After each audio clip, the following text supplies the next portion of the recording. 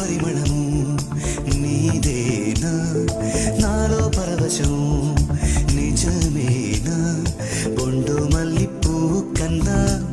తేలికగు నీ సోకు రెండు కళ్ళు మూసుకున్నా